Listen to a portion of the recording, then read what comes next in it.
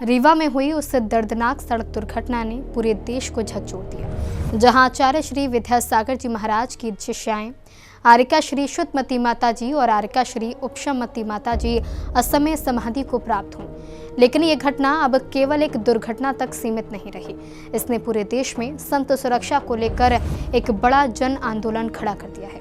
उत्तर प्रदेश से लेकर महाराष्ट्र तक, मध्य प्रदेश से लेकर राजस्थान और झारखंड तक, हर शहर, हर गली, हर समाज अब एक ही सवाल पूछ रहा है कि क्या अहिंसा का संदेश देने वाले संत इस देश में सुरक्षित हैं। 25 मई को देश भर में जैन समाज का अभूतपूर्व आक्रोश देखने को मिला। इंदौर, आगरा, दमोह, गुना, पथरिया, सागर, विदिशा, मधुबन, धरियावाद, सलेहा और कई नगरों में हजारों समाजजन सड़कों पर उतर आए। कहीं मौन रैली निकाली गई तो कहीं कैंडल मार्च, तो कहीं प्रशासन को ज्ञापन सौंपकर संतों की सुरक्षा की मांग उठाई गई। हर हाथ में तख्ती थी, हर आंख में पीड़ा और हर स्वर में एक ही मांग, संतों को सुरक्षा दो। इंदौर में समाजजनों ने बिना नारेबाजी के शांतिपूर्ण प्रदर्शन किया। आगरा में डीएम कार्यालय तक विशाल जन आक्रोश रैली निकाली गई। दमोह में मौन मार्च ने पूरे शहर का ध्यान आकर्षित किया। वहीं मधुबन की शाश्वत धरा पर भी समाज की पीड़ा मौन ज्वाला बनकर फूट पड़ी। राजस्थान के धरियावाद में समाजजन उपखंड कार्यालय पहुंचे तो पथरिया में राष्ट्रीय संत सुरक्षा नीति की मांग को लेकर ज्ञापन सौंपा गया। समाज की मांग केवल न्याय तक सीमित नहीं है, अब देश भर में संत सुरक्षा प्रोटोकॉल लागू करने की मांग उठ रही है, जिसमें व्यवहार मार्गों पर पुलिस सहयोग, ट्रैफिक नियंत्रण, चेतावनी संकेत, संवेदनशील क्षेत्रों में विशेष सुरक्षा और राष्ट्रीय स्तर की संत सुरक्षा नीति बनाने की मांग शामिल है। समाज का कहना है कि नंगे पांव विहार करने वाले संत आत्मरक्षा नहीं करते, वे केवल संयम, शांति और अहिंसा का संदेश देते हैं। ऐसे संतों की सुरक्षा करना शासन और समाज दोनों की जिम्मेदारी है। आज ये नागपुर का सकल जैन समाज बहुत ही दुखी मन से आपको पिछली जो 20 मई को बुधवार का दिन था, सुबह लगभग 5:45 बजे, जैसा कि हम सब जानते हैं कि हमारे जैन साधु साध्वी नित्य क्रिया के लिए किसी बाथरूम टॉयलेट का उपयोग नहीं करते हैं। वह जंगल जाते हैं और उस जंगल जाते समय हमारी 2 माताजी उनको नागपुर पासिंग की एक गाड़ी MH49 CD 8309 उसने, जो कि वो व्यक्ति बिल्कुल सीधा रोड से चल रहा था और माताजी सामने से आ रही थी और अचानक वह व्यक्ति अपनी गाड़ी को लगभग रोड से फुटपाथ की तरफ ले जा रहा है। हम लोग वीडियो में साफ साफ देख रहे हैं कि वो फुटपाथ की तरफ ले जा रहा है और सामने से आते हुए दोनों माताजी को जोरदार टक्कर मारी, जिसमें से हमारी एक माताजी का वहीं स्पॉट पे ही समाधि मरण हो गया और हमारी जो दूसरी माताजी थी उनका शाम 4:20 पर भी समाधि मरण हो गया। जैसा कि सबसे बड़े दुख का विषय तो यह है कि रीवा में जिस जगह पर यह घटना हुई वह गाड़ी नागपुर की थी और नागपुर पासिंग की गाड़ी थी। उस व्यक्ति का नाम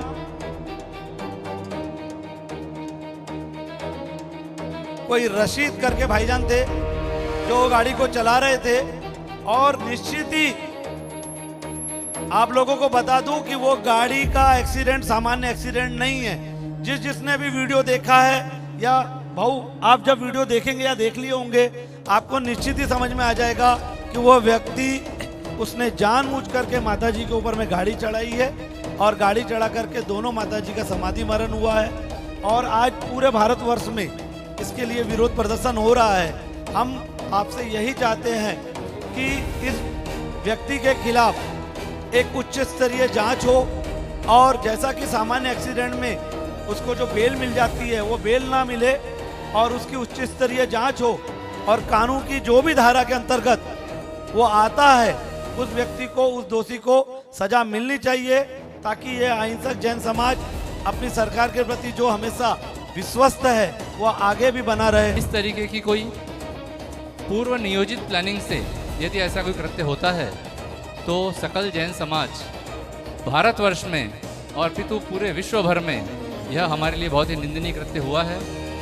कल रीवा मध्य प्रदेश में पूरी समाज ने माननीय मुख्यमंत्री जी श्री मोहन जी यादव को एक ज्ञापन सौंपा है जिसमें कि उन्होंने इस पूरे कार्य के लिए एक SIT को गठित करने की मांग की है और संभवतः आज SIT का गठन हो भी जाएगा। श्री अनिल जी जैन, जो कि डिप्टी एक्साइज कमिश्नर रीवा, जो पहले पुलिस में थे, इन्होंने भी अपनी पूरी तरीके से पूरे भारतवर्ष में, पूरे विश्व भर में जो भी जैन श्रावक श्राविकाएँ हैं, वे अपना पूरा पुरजोर तरीके से इस कुकृत्य को, इस घटना को, इसका अंजाम जो भी हुआ है, इसके लिए इसकी व्यवस्था बनाने में सभी लोग जुटे हुए हैं। मैं आज हमारे बीच आदरणीय हमारे मध्य नागपुर के विधायक श्री प्रवीण भाऊ दटके यहाँ पर उपस्थित हैं। हम उनसे यह मांग कर रहे हैं की प्रवीण भाऊ, तुम्हीच आमच्यासाठी मुख्यमंत्री आहात, तुम्हीच माननीय गृहमंत्री आहात आणि तुम्ही आमच्यासाठी माननीय प्रधानमंत्री आहात। मैं ये कहूँगा कि हम जैनियों को जो भी व्यवस्थाएं लगती हैं, हम सीधे प्रवीण भाऊ के पास आते हैं और हमें पूरा विश्वास है कि हमारे प्रवीण भाऊ विधानसभा में इस मैटर को उठाएंगे और इसकी आगे जो भी व्यवस्थाएं करनी है। हम जैन समाज अहिंसक हैं।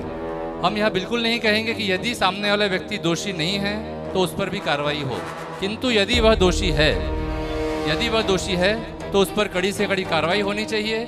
और हम श्रावक श्राविकाओं को ऐसा नहीं कहना चाहिए, किंतु जिसने जिन शासन के लिए यह कार्य किया है, जिन शासन की अवहेलना की है, उसे फांसी की सजा मिलनी चाहिए। रीवा की इस दुर्घटना ने एक और बड़ा प्रश्न खड़ा कर दिया है कि आखिर कब तक संत समाज इस तरह सड़कों पर असुरक्षित रहेगा। पिछले वर्षों में कई दिगंबर और श्वेतांबर संत सड़क दुर्घटनाओं का शिकार हुए हैं और हर बार समाज ने पीड़ा के साथ यही सवाल उठाया है कि क्या तप और त्याग का जीवन जीने वालों की सुरक्षा के लिए कोई स्थायी व्यवस्था नहीं हो सकती। आगरा में प्रातःकाल से लेकर अभी तक दोपहर तक भारी उत्साह समाज में दिखाई दिया। जो अपील पूरे भारत के लिए की गई थी, उस अपील का असर आगरा को ने भी देखा, जहां एक तरफ प्रातः 6 बजे नेशनल हाईवे नंबर 2 पर भारी एक रैली निकाली गई पूज्य आचार्य निर्भय सागर जी महाराज के मंगल सानिध्य में ट्रांस यमुना से कमला नगर तक, जहां पूरा कई मिनटों तक नेशनल हाईवे भी जाम हो गया। और दूसरी तरफ पूरे शहर की तरफ से प्रमुख संस्था, यहाँ की जो प्रतिनिधि संस्था है आगरा दिगंबर जैन परिषद, उसके सानिध्य में सैकड़ों लोगों ने कलेक्ट्रेट हेडक्वार्टर पर पहुंचकर डीएम कार्यालय में जाकर ज्ञापन दिया। डीएम साहब, क्योंकि आज अमेरिकन डेलीगेशन आया हुआ है आगरा में, वो नहीं आ पाए, लेकिन एसडीएम और एडीएम दोनों उपलब्ध रहे और दोनों ने पूरी बात को बहुत अच्छी तरह से समझा और हमारा प्रतिवेदन लिया और शासन तक हमारी बात पहुंचाने का वादा किया। यह आगरा दिगंबर जैन परिषद की ओर से भी किया गया।